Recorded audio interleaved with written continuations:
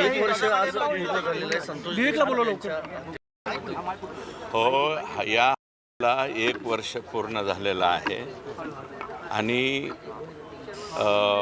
ज्या त्या ठिकाणी गेलं त्याच्यावरती सभागृहामध्ये आम्ही आवाज उठवला.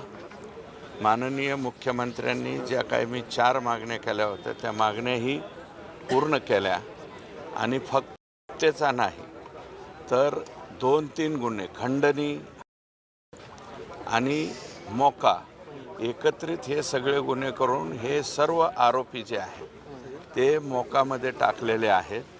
त्याचा तपास झालेला आहे आणि तपास होऊन आत्ता माननीय न्यायालय हे चार्ज फ्रेम करण्यापर्यंत त्या ठिकाणी गेलेलं आहे.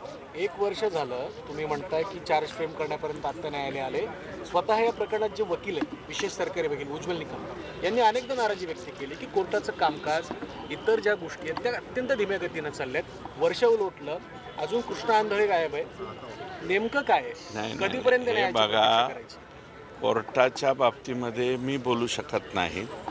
ते अभिवक्ता म्हणून त्या ठिकाणी काम करतायत आणि आम्ही त्यांची निवड जी आहे त्यांची म्हणजे निकम साहेबांची ही मासा जो ग्रामस्थ आणि संतोष देशमुखांचे बंधू धनंजय देशमुख आणि कुटुंबियांनीच केलेली होती.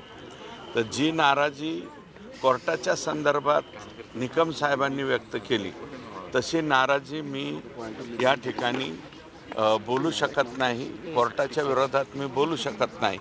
परंतु काय आहे की हे समोरचे जे आरोपी आहेत ते गडगंज संपत्तीवाले आहेत. नको तेवढा पैसा ह्या लोकांनी कमावलेला आहे. म्हणून 35 वकिलांची फौज लावणे, त्याच्यामध्ये कोर्टाची दरवेळा दिशाभूल करणे आणि माफीनामासारखा किंवा आम्हाला या ठिकाणी जामीन द्या अशा पद्धतीने वेगवेगळ्या कृत्या त्याच्यामध्ये लढवल्या जात आहेत. परंतु पाठीमागच्या तारखेला आणि आता उद्याच्याला पण तारीख आहे, मागच्या तारखेला जे आहे ते कोर्टाने स्पष्टपणे सांगितलेलं आहे की मी याच्यामध्ये चार्ज फ्रेमला जातो आहे. चार्ज फ्रेम केल्याशिवाय यांना सजा ही सुनावली जाणार नाही. कृष्णा आंधळेचं काय झालं? कृष्णा आंधळे तो फरार आहे. आता त्याच्यावरती आम्ही नाराजीच व्यक्त करतो. परंतु त्याचं काही झालं वगैरे असं काही म्हणता येणार नाही. पोलीस यंत्रणांचंही अपयश आहे. 1 वर्षामध्ये राज्य सरकारला एक आरोपी जो अतिशय गंभीर गुन्ह्यामध्ये सापडलेला आहे त्याचा शोध घेता येत नाही. काय त्याची हिस्ट्री तशी आहे, त्याची हिस्ट्री तशी आहे. तो आंधळे जो आहे यापूर्वीच्या सुद्धा गुन्ह्यामध्ये तो सापडलेला नाही.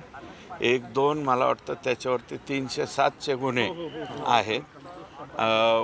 ते त्या गावाला न जाणे किंवा आईवडिलांना कोणालाही फोन न करणे अशा प्रकारची त्याची हिस्ट्री आहे. आणि काय आहे की असे काही आरोपी हे 100% राज्य सोडून जातात.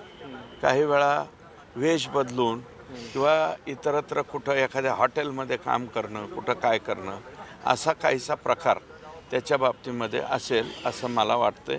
पोलिसांनी म्हणजे पोलिसांचं नाही, हे CIDचं काम आहे. त्याच्यामध्ये तेलंग साहेब आणि गुजर साहेब हे प्रमुख अधिकारी आहेत. त्यांनी तसं समाधानकारक काम केलेलं आहे. यंत्रणेचं अपयश वाटत नाही कृष्णा आंधळे तो अटक व्हावा अशी माझी सुद्धा मागणी. महाराष्ट्रातील ताज्या बातम्यांसाठी बघत रहा टाइम्स टुडे TV. सोबतच शेअर करा, सबस्क्राईब करा आणि बेल आयकॉन प्रेस